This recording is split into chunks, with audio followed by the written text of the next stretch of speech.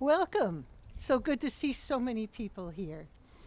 This is Sunday, September 11th, 2022, and we are at the top of Church Street in Burlington, Vermont, at the Unitarian Universalist Society of Burlington. This is our annual in-gathering, and it looks like it has worked in gathering in lots of people I haven't seen in a long time.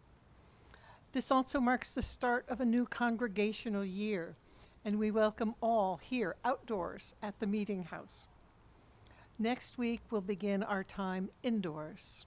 I will miss the trees. We acknowledge that our Meeting House and many of our homes and workplaces reside upon the traditional lands and unceded home of the Western Abenaki people. This land in the Lake Champlain watershed has been a site of meeting and exchange among Indigenous people for many generations. And we honor and respect the Abenaki as the traditional stewards of this land. While continuing to honor the legacy, we will respect and protect the land ourselves. We are a liberal religious community, guided by shared values and a covenant that includes respect for the interdependent web of all existence of which we are a part. A key part of that web is water. And today we will celebrate a water communion, combining drips and drops from many individuals and places into one large bowl, signifying we are an inclusive congregation, welcoming all people into our beloved community. We know that some of you joining us are longtime members and relative newcomers from the area and from distant states and countries, visitors and the just curious who wandered up Church Street. You're welcome here. If this is your first or second time here, would you be willing to raise your hand so we could extend a special welcome? Oh. Welcome, yeah. Our welcome ambassadors today are Deborah Ragioni and David Call. Would you please stand so that our newcomers can find you? And where's Deborah? There she is over there. Thanks, Deborah. And there's a welcome table over there that you can meet up after the service. Following the service, all are welcome to the in-gathering picnic and outdoor coffee hour. You can also join us for Zoom coffee hour at 11:15 a.m. The link can be found on our website, uusociety.org, along with the e-news and all sorts of information about what's happening here. We're grateful to all who made this service possible. Special thanks to James Stewart, Director of Music, pianist Sam Weitzel, Woody Fulton, our tech team, audio-visual coordinator Michael Wright, flower arrangements by Peggy Derby, Mary Williams in the office, and Bob Führer and David McFeeters and their team, including George, for setting up today's service and the picnic in the dappled shade of our beautiful old trees. No matter who you are and where you come from, you're welcome here. We don't care what you believe, we just want you here, and we'll grow together into new understandings. Come, let us worship together.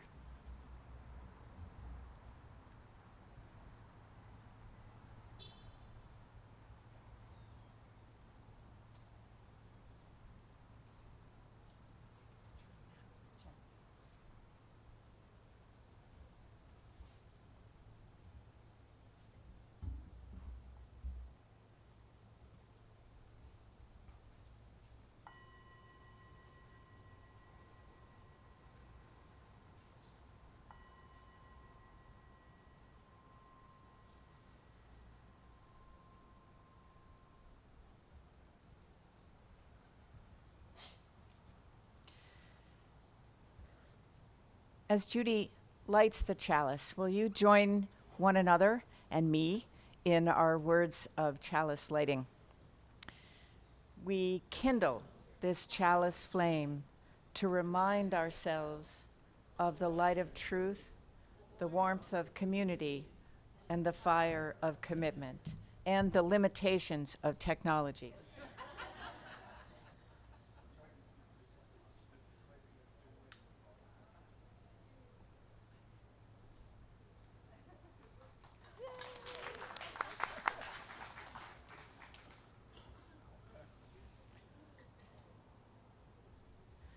Thank you, Judy. Thank you all. Our call to worship this morning is from the work of the Reverend Gretchen Haley, who is senior minister at the Unitarian Universalist congregation in Fort Collins, Colorado, where for reasons that are too complicated to tell you now, I am going to be next week. David Ruffin is, and a whole bunch of other people are leading the service. But I love Gretchen's writing and her thoughts about community, so I'm happy to share this with you. We are keepers of hope. We are keepers of hope, holders of memory, storytellers and song weavers, pulling on this thread of truth, this other march of history that might otherwise fail to find its footing.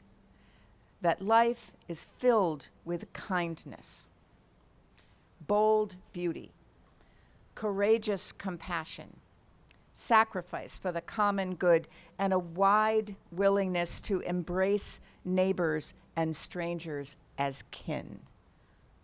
I want to pause for a second so you all can look around at the neighbors and friends and strangers that we're embracing today.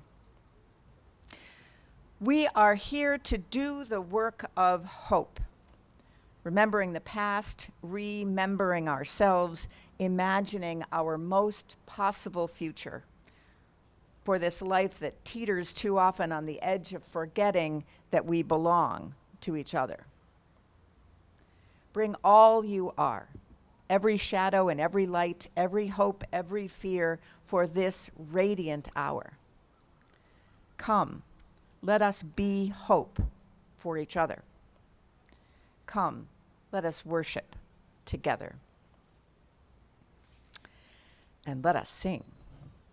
Invite you to stand with me if you can, in body or in spirit. I know we don't have hymnals, so the words are pretty simple. Repeat after me. It goes like this. Enter, rejoice, and come in. Enter, rejoice, and come in. Today will be a joyful day. Enter, rejoice, and come in. Let's sing that together, shall we?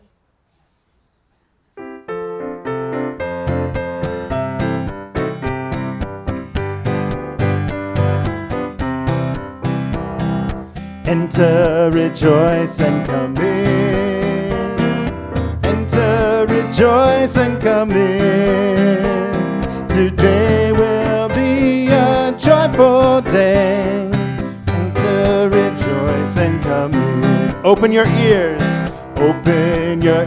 to the song. Open your ears to the song. Today will be a joyful day. Enter, rejoice, and come in. Open your hearts, everyone. Open your hearts, everyone. Open your hearts, everyone. Today will be a joyful day. Enter, rejoice, and come in. Don't be afraid of some change. Don't be afraid of some change. Don't be afraid of some change. Today will be a joyful day. Enter, rejoice, and come in. Enter, rejoice, come in. Enter, rejoice, and come in.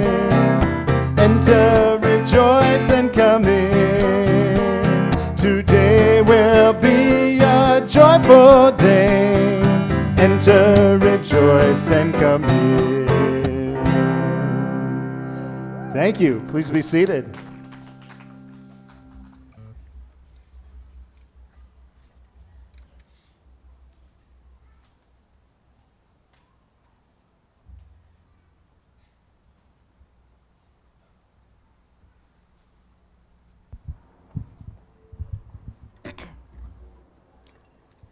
So here we are, outside.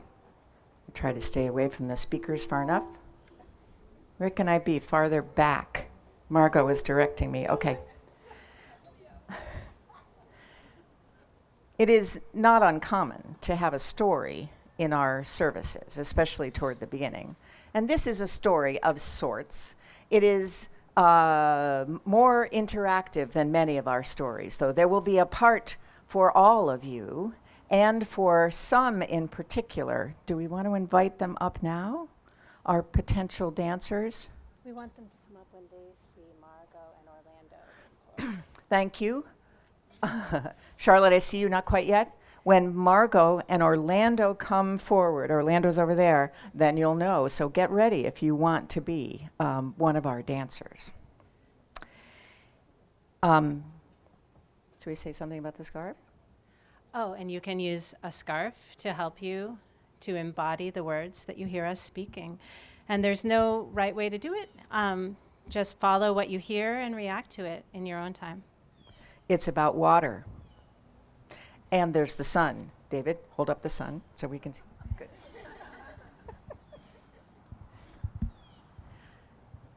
All righty. So many of these words are borrowed from a piece called The Cycle That Connects Us by Molly Hoosh Gordon and Jamila Batchelder. Rain falls upon the surface of the earth.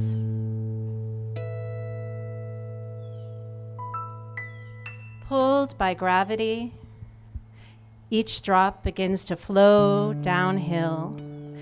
Drop merges with drop, flowing together into a trickle, a streamlet, a creek, a mighty river flowing onward.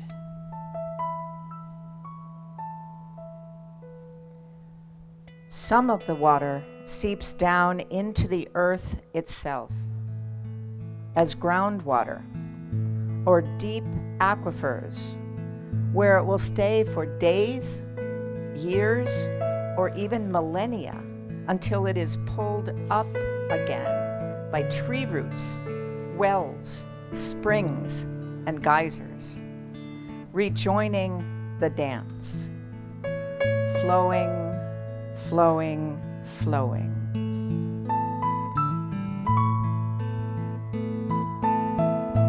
The water flows on until it collects in ponds, lakes, seas, and vast oceans. And all the while, the sun's rays warm the water, calling it back into vapor, so light that it can rise up, up, up, each molecule moving on its own again, rising into the higher atmosphere, buoyant and swirling. Any children that want to join this dance, now is your moment. Up to where the air grows cool and the water vapor slows and cools and begins to turn again back to droplets. Droplets find droplets and Droplets indeed find droplets and join together again and again, forming clouds, and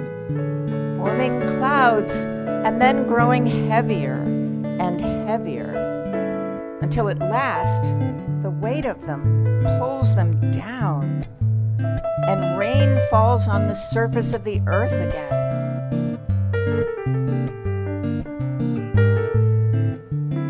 Everywhere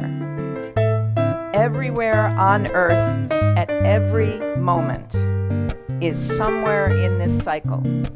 Cycles upon cycles, falling, flowing, sinking, transforming, rising again and again and again. So here's your chance, everybody. You get to make motions to go along with these movements right where you are. Falling, flowing, sinking, transforming, rising, falling, sinking, falling, flowing, sinking, transforming, rising, rising, rising.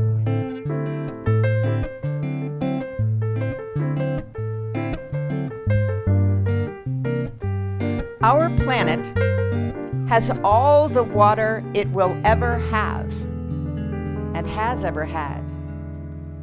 Think about that. Our planet has all the water it will ever have and has ever had. This water cycle has been spiraling around and around for more than 4.5 billion years.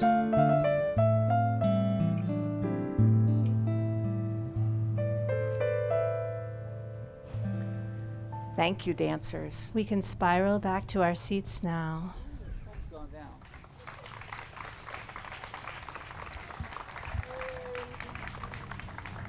So all of this means that the water we gather in our annual ritual this morning comes from all over the world and also all over time. And remember that the water cycle doesn't only involve rivers and clouds, but also involves plants and creatures. The water cycles through us too, coming in and out of our bodies in many different ways. I know that there's water inside of this leaf, but how will it get out again? And you can actually answer this question. Go ahead. How will it get out again? You have to speak up so I can repeat what you're saying. Evaporation, thank you, Adam. How else? Transformation. And, well, transformation, transpiration, yes, yes, yes, all good. A pile of leaves? Okay, okay, okay. Photosynthesis, thank you, James.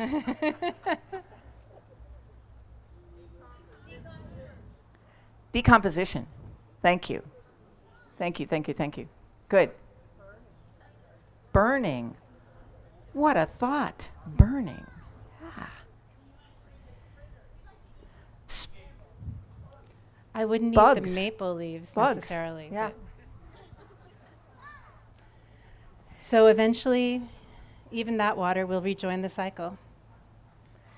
The molecules in the water that our youth gathered while paddling yesterday in Lake Champlain could have been in the tears of joy and sorrow cried by the first person who ever felt love. Or this water in the pitchers that came from the sink in the kitchen in the meeting house could contain within it molecules that were once in the sweat of the people who built the meeting house. Or maybe the people who built the pyramids in Egypt. Or maybe they were once in the broth in the most delicious soup your great-grandfather ever ate. Or in the blood of the mothers that birthed our grandmothers, grandmothers, grandmothers. Or even in dinosaur pee. What and where else do you imagine that this water has been? The ocean. The ocean. Bubbles. Clouds. Did you say puddles? I think I heard puddles. Oh, puddles. Puddles are good. Where else? Where has this water maybe been? I heard Lake Champlain. You did? Did anyone say the Amazon River? Where else? Glaciers. Glaciers. Snow. Italian what?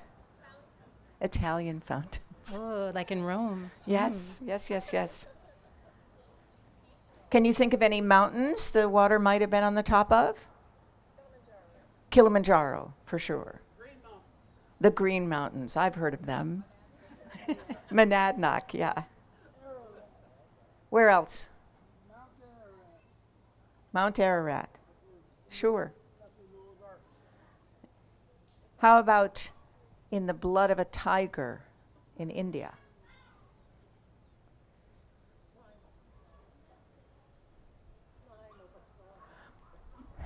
Judy says we have to have the image of the slime of a frog. I think she's right.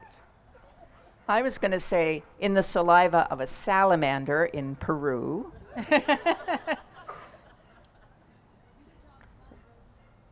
Raindrops on roses. Raindrops on roses. Yes. Our pets. How about in the swimming pool at the Y? In a pickle. In mosquitoes? Would I include the ice on the moon? I don't feel qualified, but why not? Yeah. Whether the water that we bring forward and pour into the bowl in a minute today is from the Winooski River, or a puddle in your yard, or the pitcher on that table there, or the fountain in City Hall Park, our water communion mingles water from each to create water for all, for the whole world. And it is a symbol of our belonging here together. As we gather the waters of community this morning, let us remember that they connect us to everything that has ever been and everything that will ever be. So we're about to perform our water communion, the first time in a few years that we've done that together. Did some of you remember to bring water? Don't feel bad, but if you did, good. And the rest of us have forgotten because we always do, at least I always do. But there are pitchers right by the bowl. There is no order of events. We're not counting off. We're just coming forward to pour a little bit of water in the bowl, one by one. Anybody can do it. And as you do it, and you see the water that you're pouring, which represents you, into this big puddle that we're making in a bowl. Thanks, kids. It's the sign of our congregation being together.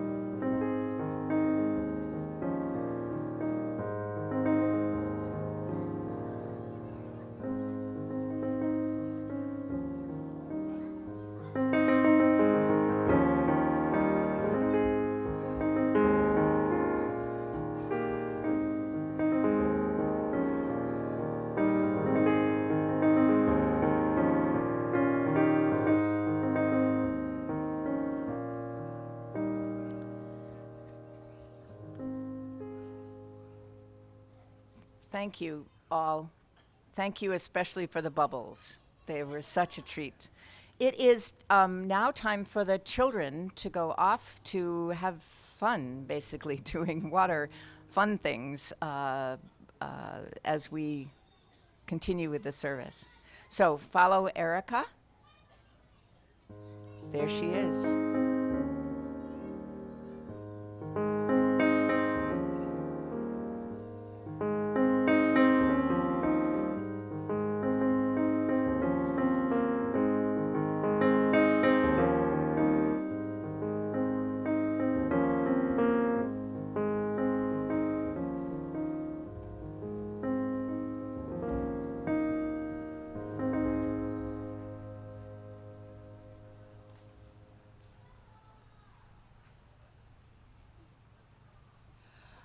Let us take this time to deepen together into meditation. We will begin by sharing the joys and sorrows of our community, then we'll hold a brief time of silence. Let's take a deep breath together, breathing in the breath of life, breathing out the breath of peace, and come into a place of holy listening.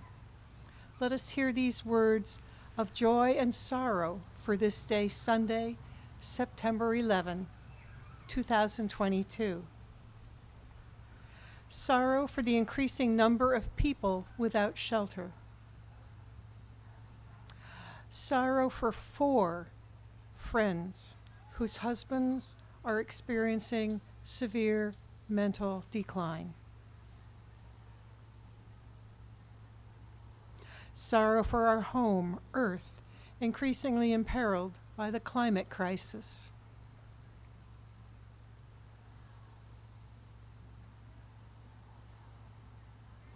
Joy for a lovely memorial service yesterday here at the Meeting House for Reverend Bob Sanghas.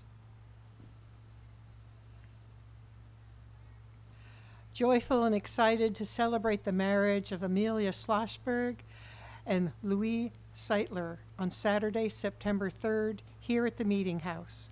What a magical day. Joy for Vermont's lakes and ponds, blue jewels in our green state. May the joys and sorrows of each be the joys and sorrows of all, reminding us of our shared humanity.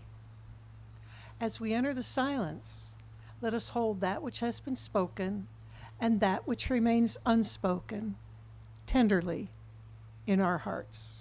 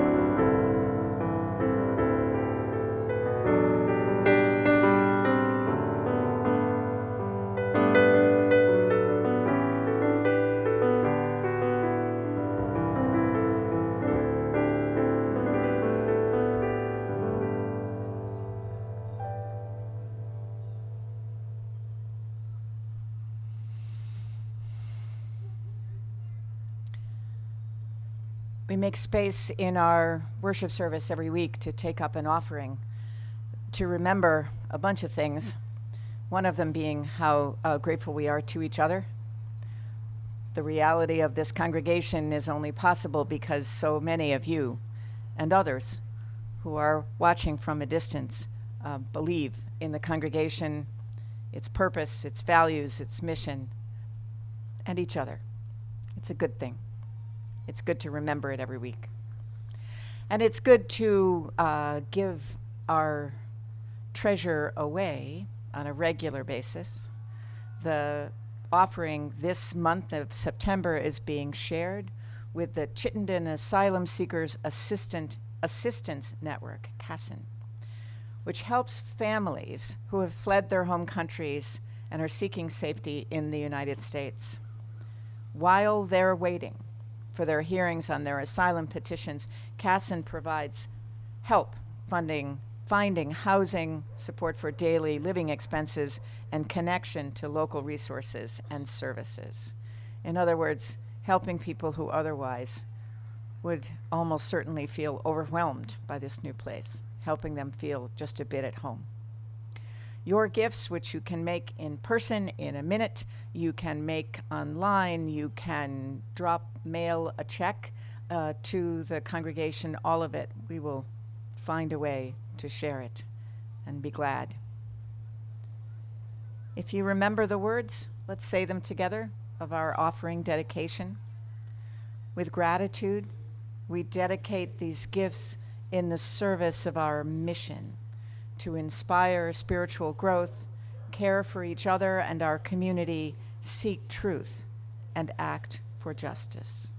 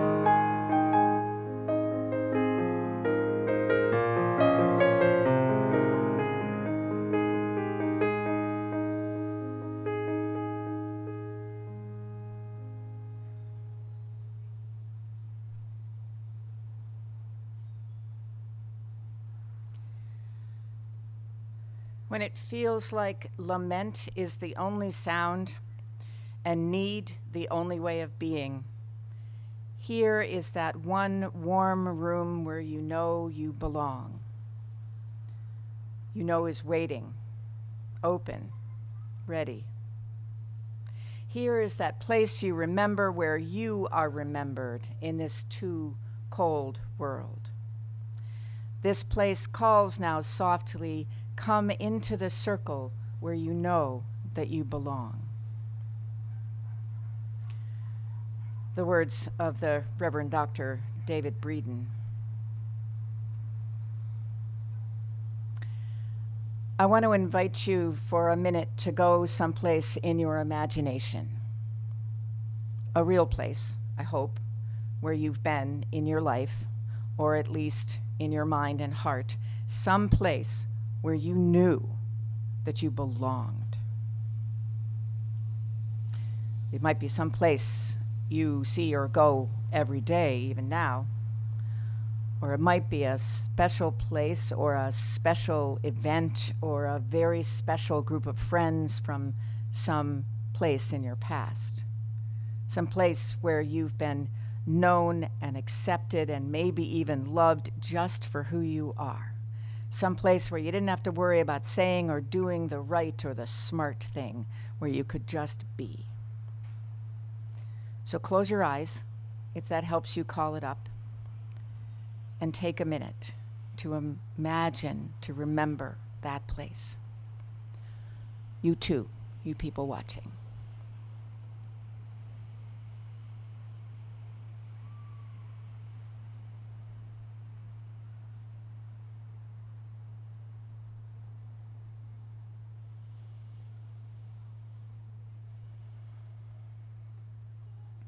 So as you're there in your imagination, notice how your body feels. Notice what your face is doing. Notice what comes to mind.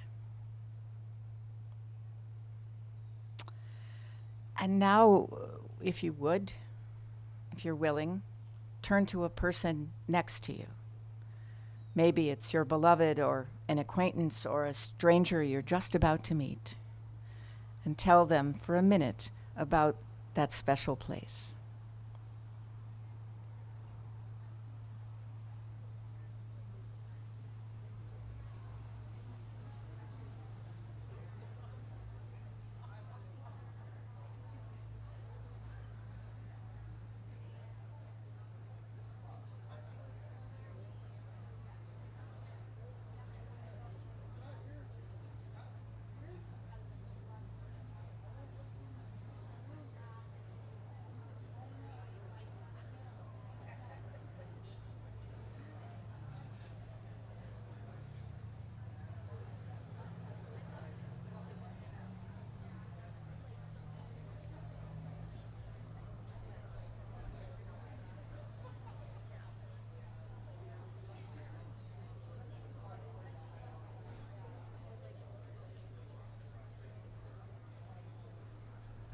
You're doing it good.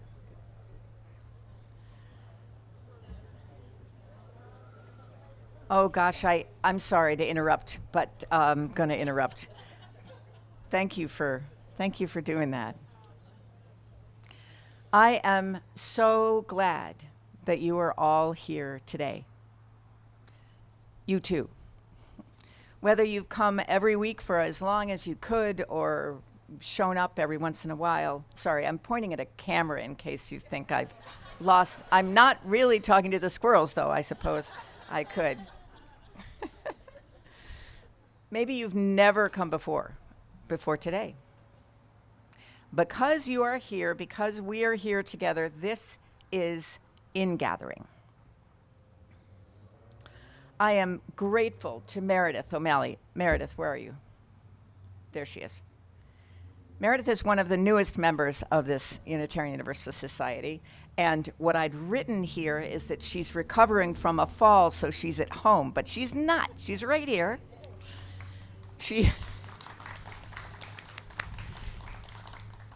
Meredith, knowing that she couldn't, bring a whole bunch of food and set up tables, she volunteered to help keep track of those who let us know that you could bring something today, or that you could help set up or clean up, or just that you were coming. We all have reason, me perhaps first of all, but really all of us have reason to be grateful to everybody who has helped this congregation be on a special day like today and other days besides.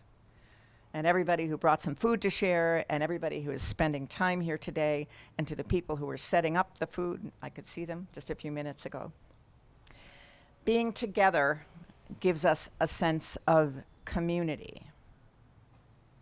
Now, that sense of community can come about as a result of an organized committee's work over months, making plans, or it can be a kind of a loaves and fishes event, you know, like today, where we'll see who turns up and what there is to share, and where the water will not overflow the bowl. Those of you who don't know how close it is, it's very close, but it's a miracle it never overflows.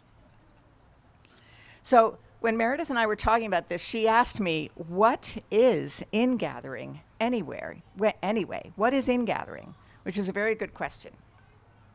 So here's the history. Ingathering happens on a particular Sunday in Unitarian Universalist congregations in early September when the people of a congregation come back together. So one might ask, where did they go? Away, yeah, maybe. Ingathering meant one thing in the days when many Unitarian Universalist congregations, including the one that I belong to in Maine, and especially those in New England, literally closed their doors in July and August. Now, why did they do that, you might ask? I think it was to give the minister a vacation. But the story that I've heard that I believe even more is that ministers who served congregations on the coast of Maine or Massachusetts or somewhere near the ocean got really tired of looking out in the sanctuary at empty pews, knowing that most of them were sailing and thinking, or by the lake or by whatever, and thinking, I want to do that too. That's what I've heard. But somewhere along the way, congregations decided a few very important things. One, it's pretty unfriendly to just lock the doors and put up a sign saying, see you in September. It's important to remember that not everybody gets to go someplace away for vacation or gets vacation at all, and that ministers and the rest of the staff should keep the place open all year and should get some paid time off. Sorry. I just think it's important for you to know that. So I loved Ingathering Sunday when I first became a Unitarian Universalist. I had 3 small children. I guess I loved it. It was good to see some friends that I hadn't seen in a while. And the children found water communion interesting, at least. I think the image that we're all supposed to have, or at least I have in my head, of ingathering is people approaching a meeting house, a church, from several different directions and greeting one another as they get closer and are happy to be there. I actually think this is a pretty unrealistic picture of life. I think that people coming, especially if they haven't been doing anything organized on Sunday morning for a couple of months, the idea that they're happy and relaxed and not hassled and feeling like they're going to be late or that their children are, is not very realistic. I did once experience a congregation, the picture of a congregation coming together from a distance, walking through the blocks in when I was attending All Souls Church in DC, which is a big congregation, and people literally come from every direction when the services are about to start. But the truth is, parking is so completely impossible in that part of the city that frequently people are walking fast because they've parked a mile away, or because they came in, apparently that congregation grew fast when the metro stop went in 4 blocks away. So it is a lovely picture, and life is more complicated than that. And it's also true that everyone doesn't come back. People move, people die. They drift away from congregations all the time, and new people show up all the time. And meeting new people is not always easy. Not for the new people who are wondering if this was the right choice they made, maybe. And for the rest of us who are wondering, how do these newcomers feel about being here? Maybe they don't like bubbles. How are any of us feeling about being here? And what are we hoping for? What are we hoping for? And how well does what you're hoping for match what you are hoping for, or any of us? Being together creates a sense of community. And one of the reasons why this ingathering is important is because we haven't been able to gather in community in a way that feels normal for a long time.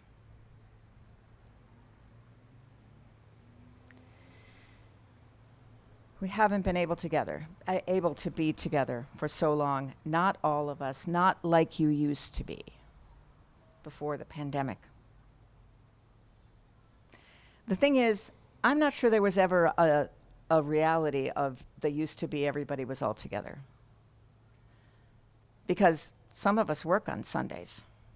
Some of us need to stay home to take care of someone else who needs us. Some of us don't have a way to get here. Some of us worry that we're not steady enough on our feet, especially when the congregation is doing this crazy thing of having worship outside, or that their immune systems are just a little too vulnerable. So ingathering is now and always was partial. It's always imperfect. It's an idea. And it's a feeling, too. The end of that lovely poem that I read you at the beginning, which I knew was written by a minister before I had even seen who wrote it, because that's an aspiration that ministers have, that the congregation, the building, the people, the community is where everyone will belong, feel like they belong, know that they're seen and loved for who they are. That's what we want. That's what we aim for. That's what we work for. And we know that it's never always true. Here is that place you remember, where you are remembered in this too cold world. That's what David Breeden wrote. This place calls now softly. Come into the circle where you know that you belong.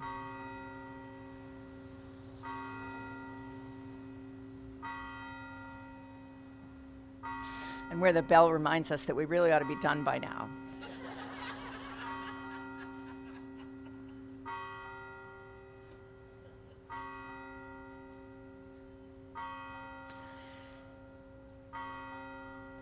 How many dings are there in 11? The truth is, we can and we do create that sense of community for one another, and it is always fleeting. It is always a partial, possible thing. It comes and goes and gives us a glimpse of heaven, perhaps, that most of the rest of life doesn't.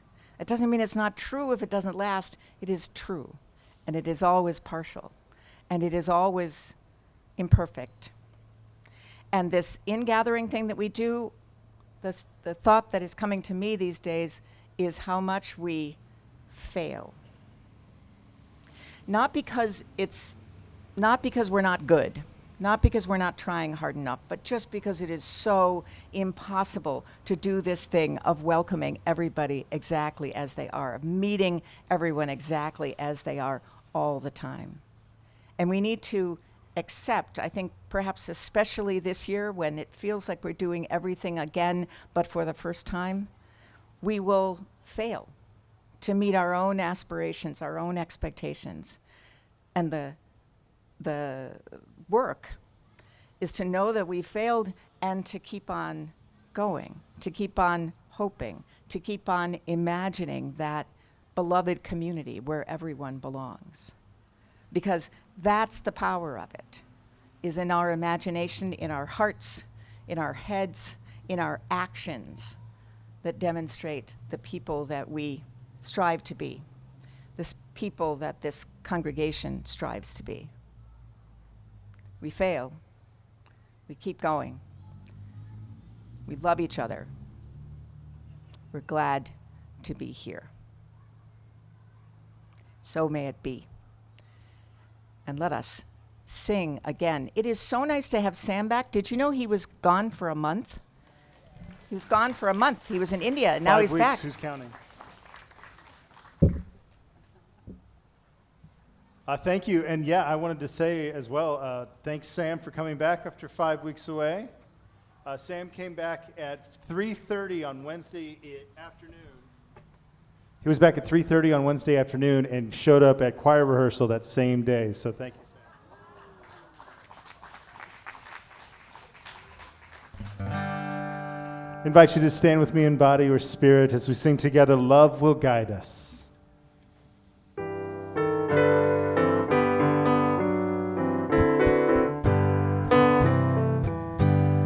Love will guide us, peace has tried us, hope inside us. We'll lead the way, we'll lead the way on the road from greed to giving. Love will guide us through the dark night. If you cannot sing like angels, if you cannot sing like angels, if you cannot speak before thousands, if you cannot speak before thousands, you can give from what's within you, can give from deep within you. You can change the world, you can change the world with your love. With your love, and love will guide us. Love will guide us. Peace has tried us. Hope inside us. We'll lead the way on the road from greed to giving. Love will guide us through the dark night.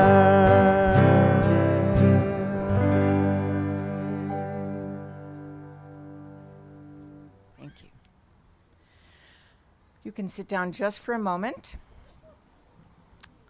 and say the words with me as we extinguish the chalice flame. We extinguish this flame.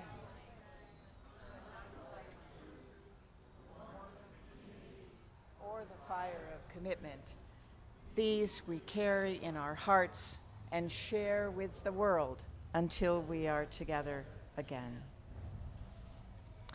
Our benediction today is from the work of the Reverend Bob Sengas, former member, but also before that minister of this congregation. He wrote, "May we venture every day in the faith that whatever our condition, we have the power to be a channel of love to those near us. Let us nurture the hope in our others and in ourselves that we will each be equal to the challenges of life. May we act this day and every day with the power we have been given to confirm one another in acts of mutual recognition and compassion. So may we give to others the bread of love that others have given to us." Before the postlude starts, I want to give you some directions because there are beautiful tables over there waiting for people to sit at them, and I hope that you will stay even if you didn't bring anything because there's food, but they don't have chairs. So my hope is that you will, if you can, pick up a chair and carry it over to the table, and if you're a person who can't carry a chair, somebody else will carry it for you. Go in peace. Hey, Tricia, can I make an announcement? David, hi. Hi. Yes. Hang on a second. Sorry. Hi, everyone. It's good to be back. I'm also just back. The youth and I just hung out at Rock Point last night. It was fantastic. And the reason why I decided to hustle up here is because I am helping to facilitate the service next week. And what would be so wonderful to really celebrate Pride is if some of you that Pride means something especially to would consider telling me that and contributing to the service. with a poem, a little reflection, just a little story, something that shares about why pride means something to you as we celebrate the courageous authenticity that leads to deeper belonging. Come find me during the potluck.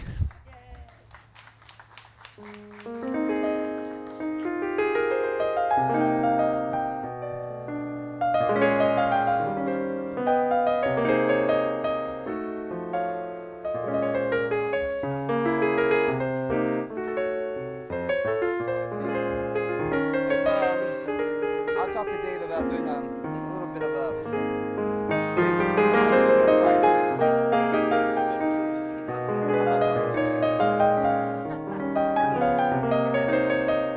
I'm usually they'll give me teachers on these college level words.